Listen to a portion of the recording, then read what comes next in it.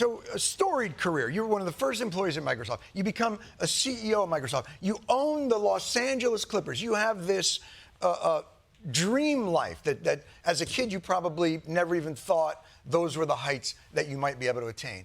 And in that moment, you turn your attention to creating a fact website. Exactly.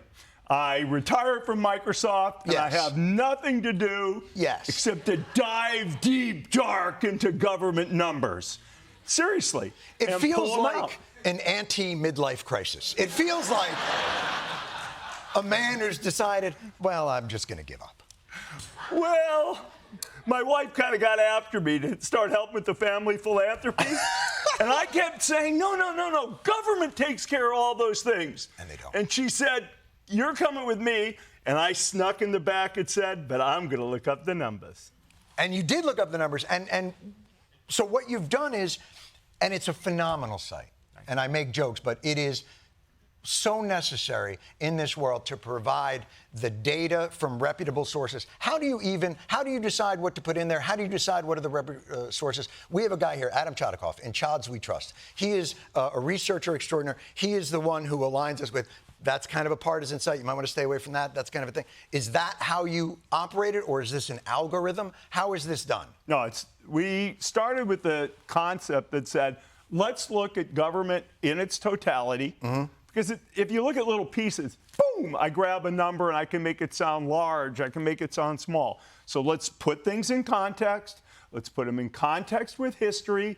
Let's only use government numbers. We go to 100 different government databases. And then we said, what does government do? We turn to the prologue of the preamble to the Constitution. It lays out 4 missions. We took everything government spends money on. Boom. How much taxes are we raising and other money? How much are we spending?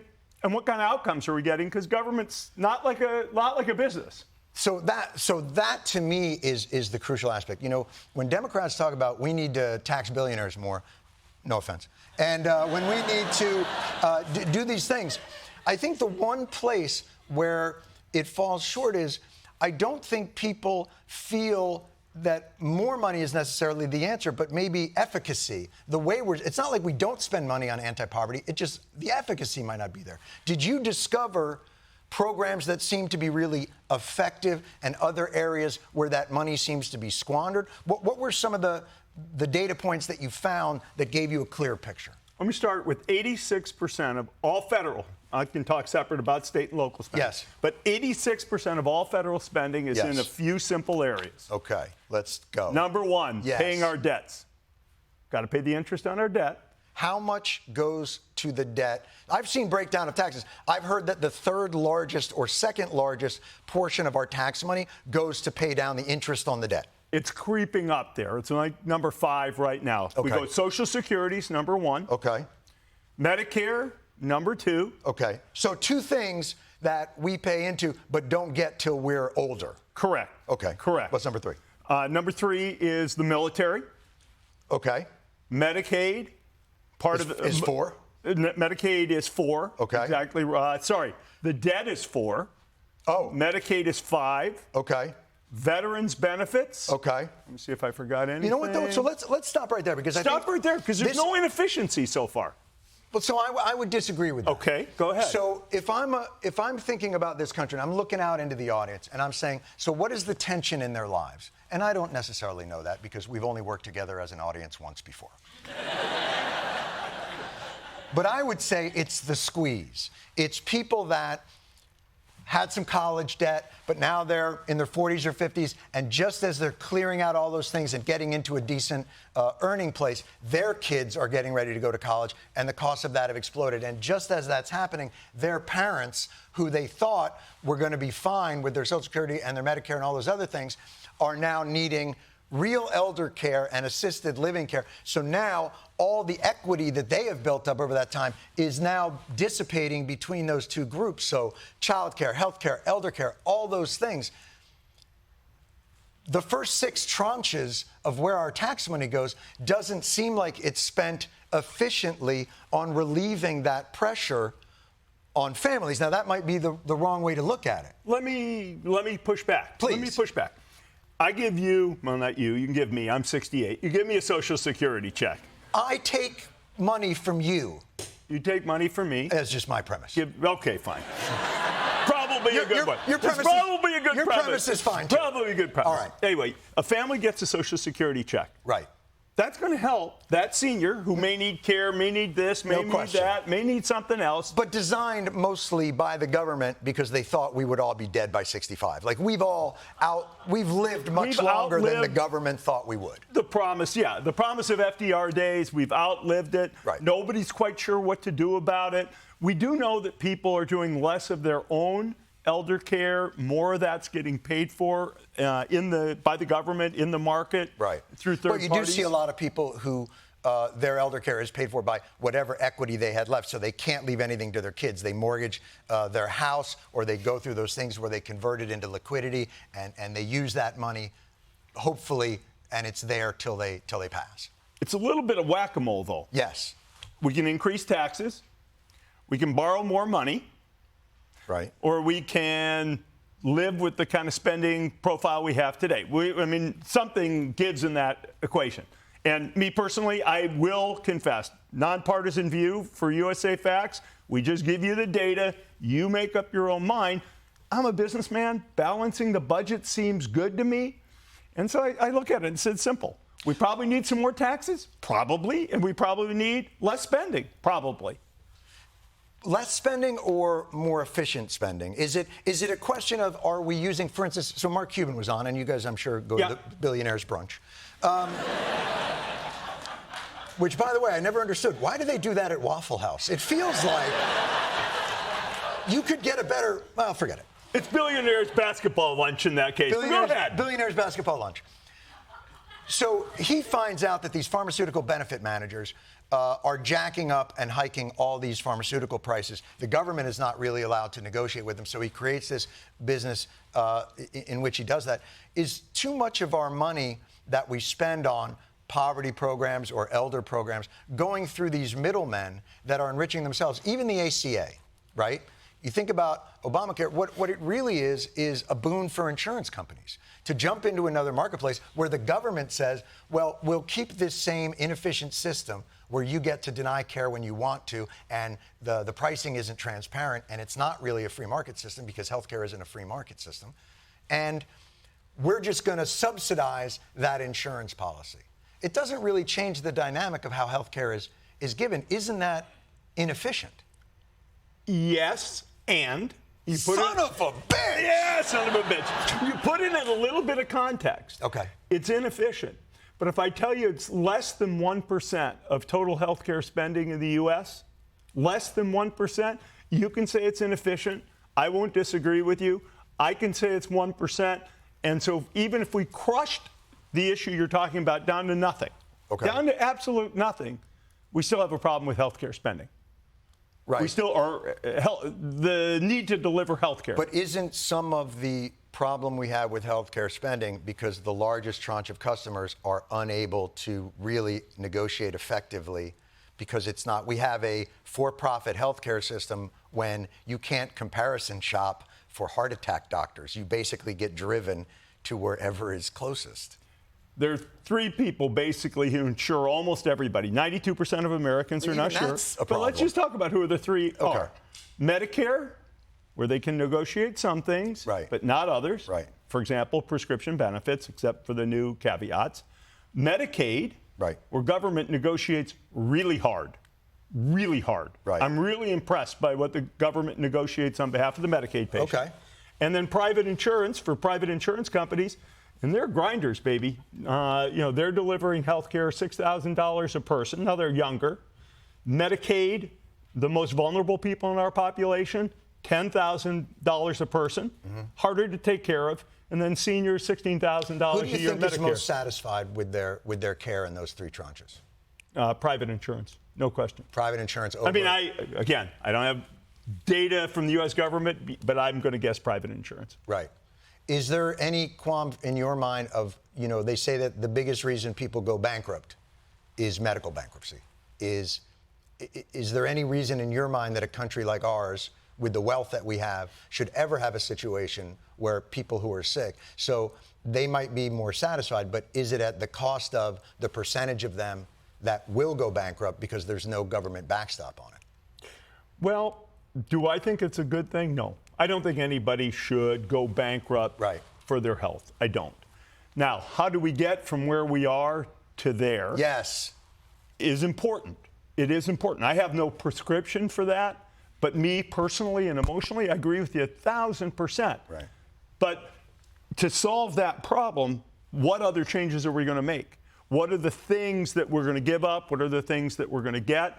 It seems like a much smaller fix to fix that problem than to try to reinvent the healthcare system again. When healthcare, look, we have problems in our healthcare system, but the inefficiency, I think, right now tends to be, if you just compare us to Europe, we do about twice as many procedures as they do in Europe, and our medical professionals get paid about twice as much as European medical professionals. So doesn't that sound like it's a system incentivized to that? It is. It is.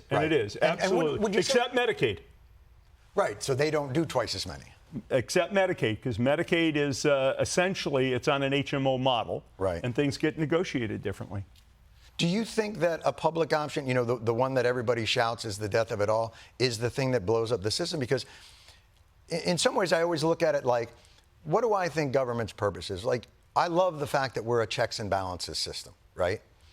And it seems like within the government, there is, okay, judicial, congressional, executive, and they're all pushing and pulling. They weren't expecting the kind of partisan battles that we get, but we get them. But it does seem like corporate power, transnational, multinational corporate power also needs a check and a balance, because capitalism is at its heart like destructive. There's collateral, it generates wealth, but it's destructive. Why do we fight so hard against the government being a proper check on that, against that exploitation, whether it be in the medical field or in the college education field or any of those other things? It seems like in European countries, I'm not saying it's a panacea, they pay more money, but they seem to get the services that connect more directly with their lives, sort of back to the earlier conversation that we were having. I think if you read these tranches out to a European social democrat, whatever, they would think, well, that's crazy, you haven't gotten anything. You haven't gotten any childcare, you haven't gotten any of the things, you haven't gotten free education. Why is it that we have so much trouble? We generate so much wealth. Why do we distribute it so inefficiently, it would seem? Well, let me give a perspective. Please. I think the twin towers of America are democracy and capitalism. Okay. I really believe that wholeheartedly. I don't want to tell you how that story ends, but go ahead. Good point. No, but so you're killing me here. You're killing me here. It's tomorrow, for fuck's sake. Jesus. What are you doing to me? All right, I'm in New York. I walked right into it. I'm sorry. I apologize. What do you think I'm doing all day tomorrow? All right, go ahead. All right. Capitalism and democracy. The two pillars. I want to go back to pillars. Pillars. Thank you. Much better. Capitalism is the predictable one, actually. Really? That's interesting. You give capitalism a set of rules, people are going to compete, they're going to try to make as much money as they can, and that's what's going to happen. It's predictable. But you don't think it's by its nature exploitative, though? Like the monopolies, the rigging of the system, that seems all built into it. I'm going to get to the second part. Democracy. I'm sorry. Democracy.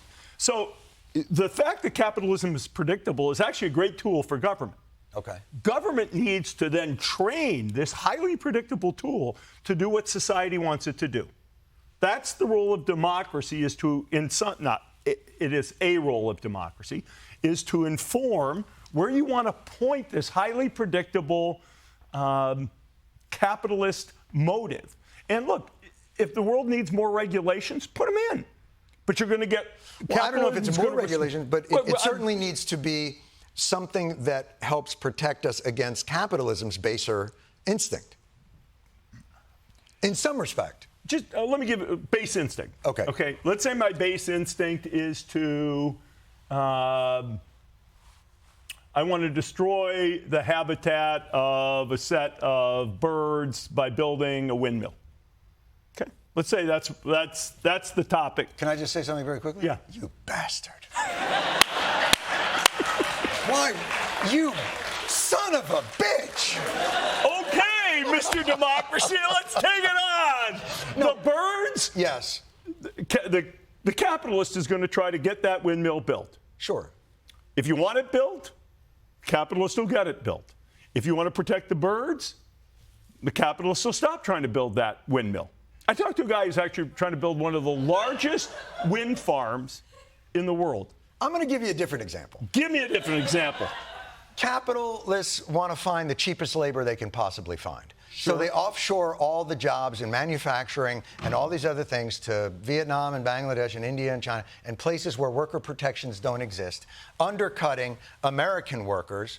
And the democratic system fails its own workers and not only allows it, encourages it, and then decides, well, you're doing so well on labor costs, why don't we cut your taxes as well?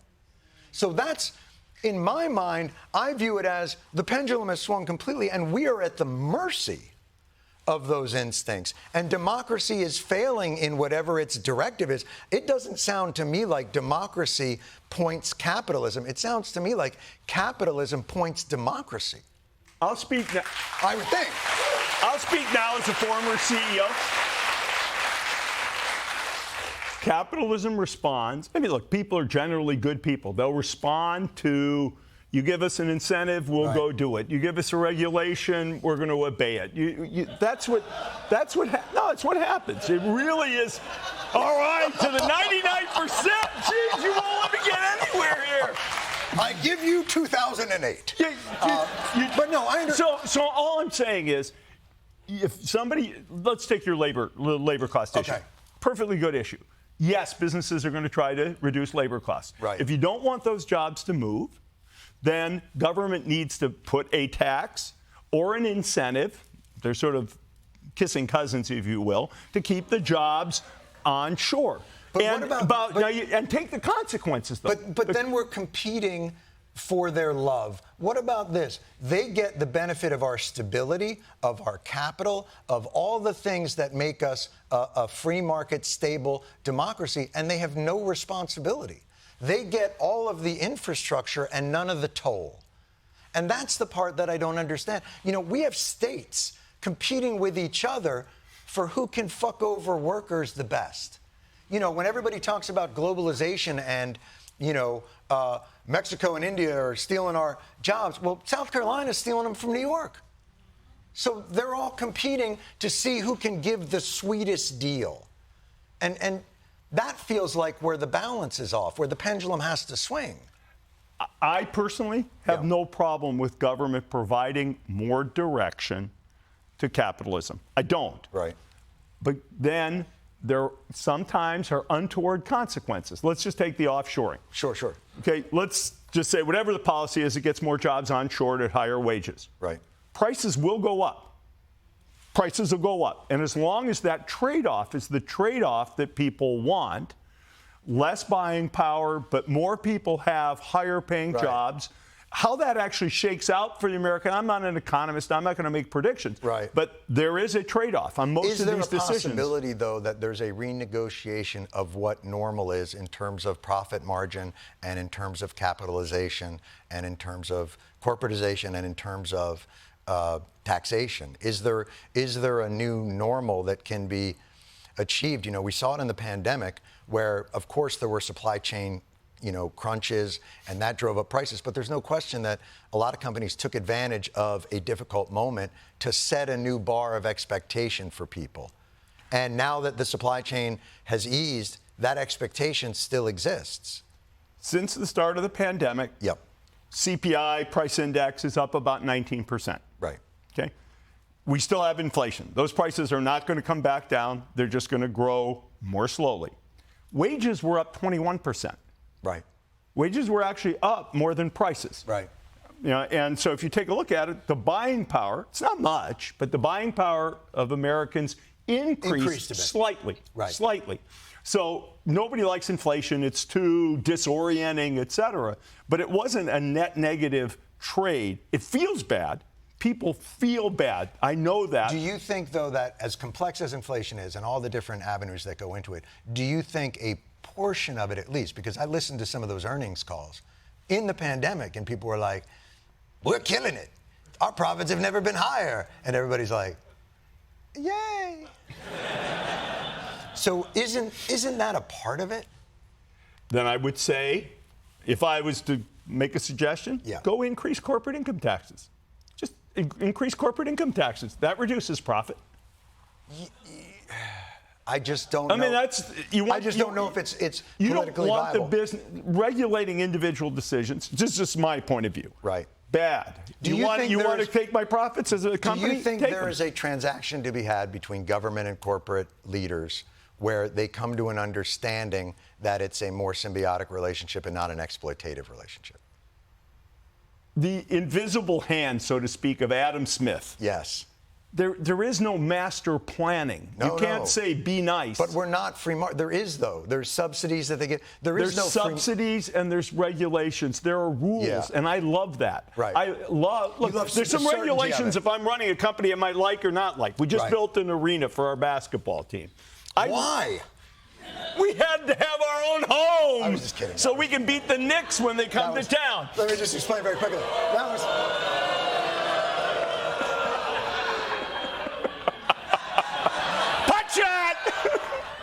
No, it makes sense.